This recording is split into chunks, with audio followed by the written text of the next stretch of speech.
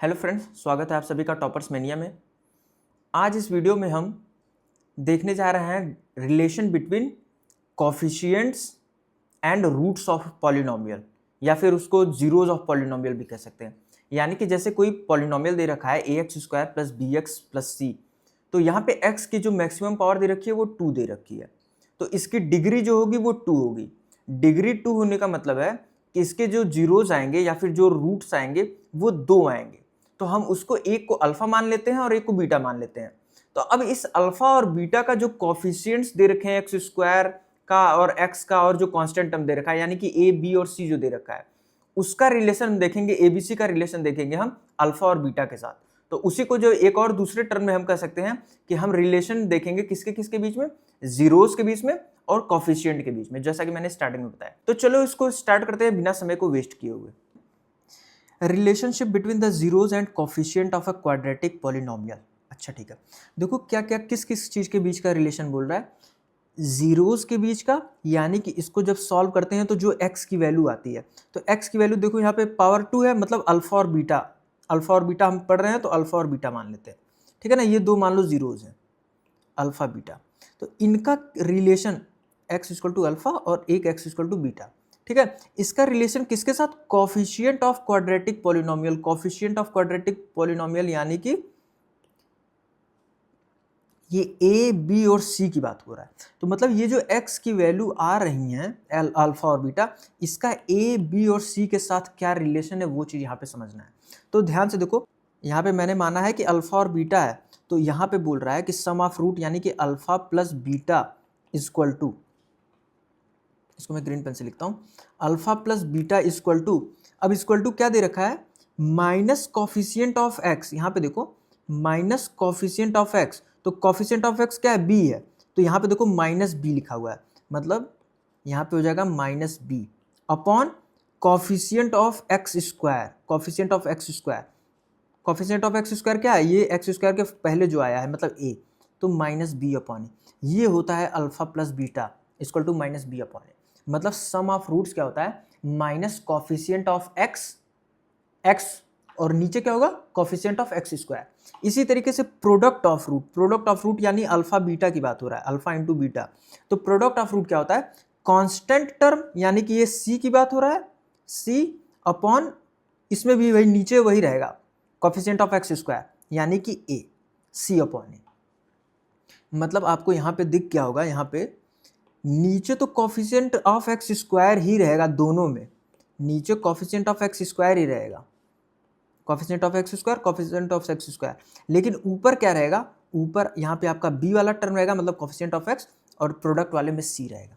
तो ये आपका एक रिलेशन होता है, ये बहुत इंपॉर्टेंट रिलेशन है। अब देखो एक चीज़ और यहीं पे समझ लो, मैं आपको एक चीज़ और बता दे रहा हूँ। जैसे मैं अगर क्यूब वाले टर्म की बात कर रहा हूँ, B X square plus C X plus D equal to 0, तो यहाँ पे मैं इसलिए बता दे रहा हूँ क्योंकि समझने में आपको आसानी हो जाए। यहाँ पे देखो क्यूब है यानी कि 3 रूट होंगे इसमें, जैसे यहाँ पे एक्स स्क्वायर है तो केवल अल्फा और बीटा था, तो यहाँ पे एक अल्फा रहेगा, एक बीटा रहेगा, और एक साथ ही साथ एक और टर्म मान लो गामा, ठीक है, 3 टर्म मान लेते हो, अल्फा बीटा गामा। अब जैसे यहाँ पे सम ऑफ रूट था, तो यहाँ पे भी सम ऑफ रूट रहेगा, alpha plus beta plus gamma. तो यहाँ पे क्या हो जाएगा, जैसे यहाँ पे माइनस बी अपॉन है, मतलब minus coefficient of X upon coefficient of X square, तो वहाँ पे भी माइनस बी अपॉन ए ही रहेगा, लेकिन यहाँ पे देखो बी किसका है, एक्स स्क्वायर का है। यहाँ पे इसके साथ माइनस लेंगे, फिर प्लस, फिर यहाँ पे माइनस, यहाँ पे देखो इसके साथ माइनस, फिर यहाँ पे प्लस, ऐसे था। अब इसमें एक टर्म और आ रहा है तो माइनस लगाएंगे, फिर एक टर्म और आएगा तो प्लस लगाएंगे, ऐसे चलता चला जाएगा ये, ठीक है ना। क्यूब है या फिर उससे ज़्यादा पावर 4 है, पावर 5 में सेम यही काम करेंगे। सम ऑफ रूट में माइनस बी अपॉन है, फिर क्या करेंगे, दो टर्म का मल्टीप्लाई कर लेंगे, alpha beta, beta gamma plus gamma alpha, तो यहाँ पे क्या हो जाएगा, सी अपॉन है। दूसरे वाले टर्म के लिए मैंने क्या बोला कि पहले माइनस आ चुका है तो दूसरे वाले में प्लस रहेगा, फिर तीसरा क्या रहेगा, अल्फा बीटा गामा, तीनों को एक साथ ले लेंगे, तो यहाँ पे माइनस डी अपॉन ए हो जाता है। तो ये आपका क्यूब वाले के लिए होता है, ठीक है ना। ये एकदम लास्ट में आपके चैप्टर में फिर आएगा, लेकिन आपका अभी फिलहाल ये 2 टर्म याद रखना, ठीक है ना। Sum of root minus coefficient of X upon coefficient of X square, और प्रोडक्ट में क्या रहेगा, constant upon coefficient of X square, ठीक है। तो ये आपको समझ में आ गया।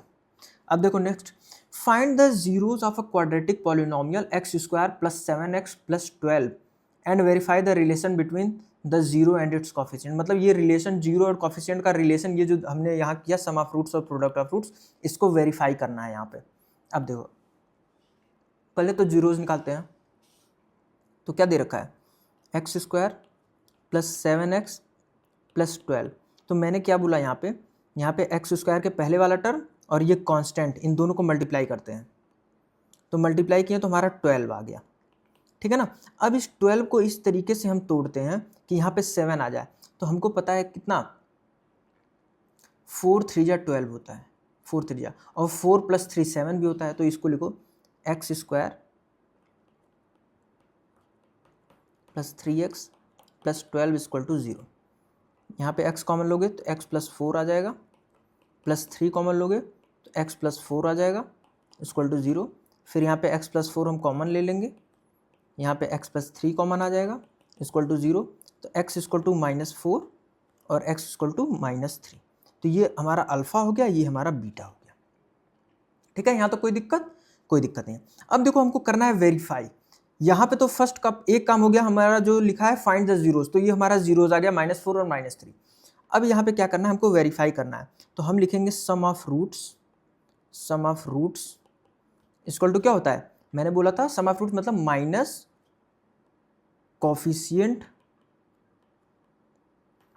Of x upon coefficient of x square.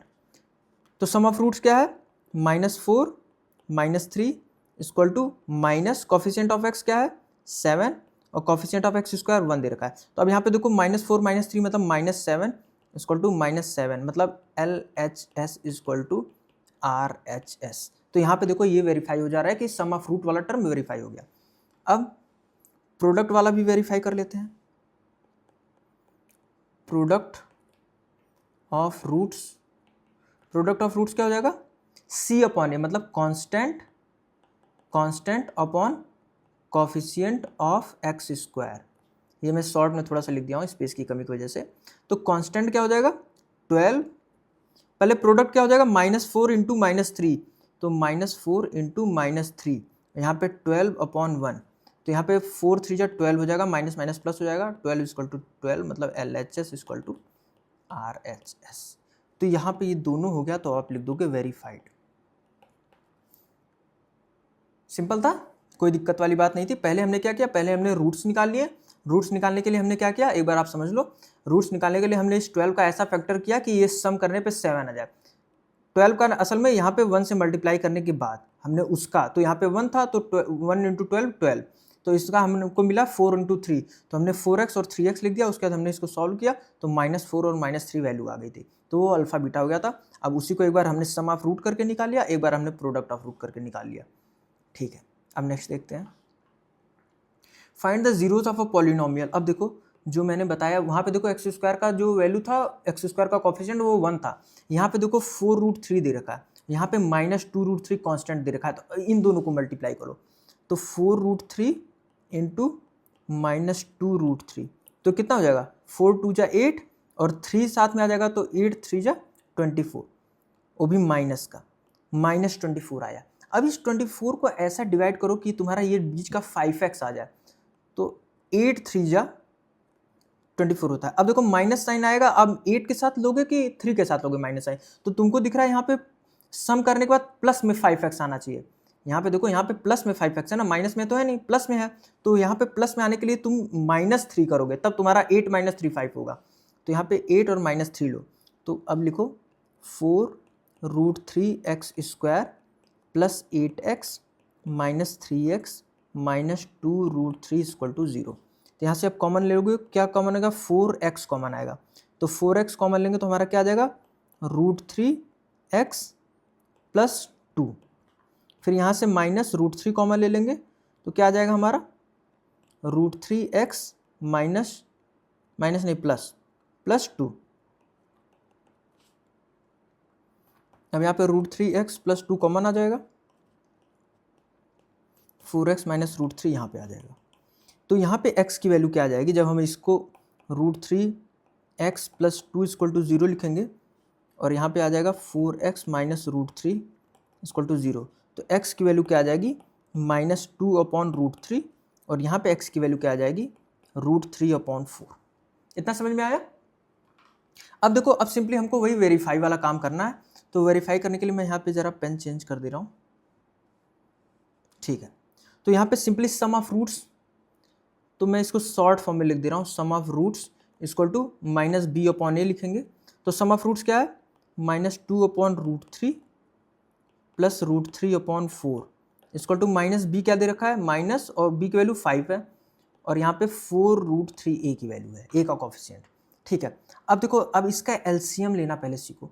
यहाँ पे इस राइट हैंड साइड में तो 4√3 है, लेफ्ट हैंड साइड में भी आपका देखो ये 4√3 आ जाएगा, ठीक है। यहाँ पे दोनों में देखो कुछ भी कॉमन नहीं है, मतलब पूरे से हमको मल्टीप्लाई कर देना है। तो 4√3 आ गया, तो अब √3 में 4 से मल्टीप्लाई करोगे तभी तो 4√3 आएगा।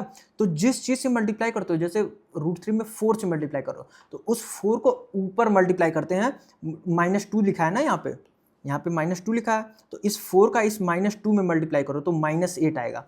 तो यहाँ पे आप लिखेंगे -8, ठीक है। अब इस 4 में किससे मल्टीप्लाई करोगे तो 4√3 आए, तो तुम कहोगे √3 से। अब उस √3 का मल्टीप्लाई यहाँ √3 में करेंगे, उस √3 का मल्टीप्लाई यहाँ √3 में करोगे तो आपका 3 आ जाएगा। तो यहाँ पे आप लिखोगे 3 इक्वल टू यहाँ पे -5/4√3 चल ही रहा है, तो उसको वैसे लिख देंगे। अब देखो, इसको लेफ्ट हैंड साइड को सॉल्व करोगे तो -8 + 3, तो यहाँ पे -5/4√3 इधर भी आ जाएगा और -5/4√3 इधर भी आ जाएगा, मतलब LHS इक्वल टू RHS, ठीक है। अब देखो, अब क्या करोगे, अब इसी के बाद अब करोगे प्रोडक्ट ऑफ रूट। इसको मैं पेन फिर से चेंज कर लेता हूँ, प्रोडक्ट ऑफ रूट। तो प्रोडक्ट ऑफ रूट क्या हो जाएगा C/A, मतलब constant upon coefficient of x²। तो C/A लिखोगे तो प्रोडक्ट ऑफ रूट क्या हो जाएगा। अब देखो यहाँ पे प्रोडक्ट ऑफ रूट में -2/√3, √3/4 को मल्टीप्लाई करोगे ना तो √3 से √3 कैंसिल हो जाएगा, तो ये -1/2 बचेगा। तो यहाँ लिख दो -1/2 और यहाँ पे C/A करोगे, C/A कितना है, C की वैल्यू कितनी है -2√3 और A की वैल्यू क्या है 4√3, तो √3 से √3 कट जाएगा, तो यहाँ पे भी -1/2 बचेगा। तो यहाँ पे भी लिख दो -1/2। तो ये LHS इक्वल टू RHS यहाँ पे भी हो गया, तो यहाँ पे हो गया वेरीफाइड। अब देखो, जहाँ पे भी ये वेरीफाइड करने के लिए आएगा ना, वहाँ पे जब तुम सम ऑफ रूट और प्रोडक्ट ऑफ रूट निकालोगे ना, तो वहाँ तुम्हारा दोनों side LHS equal to RHS आएगा ही आएगा, और तुमको लास्ट में वेरीफाइड लिखना है कि हाँ वेरीफाई हो गया, ठीक है ना। तो ये मत सोचना कि कहीं ऐसा भी आएगा कि वेरीफाई नहीं हो रहा है, हर जगह तुम्हारा वेरीफाई होगा ही होगा।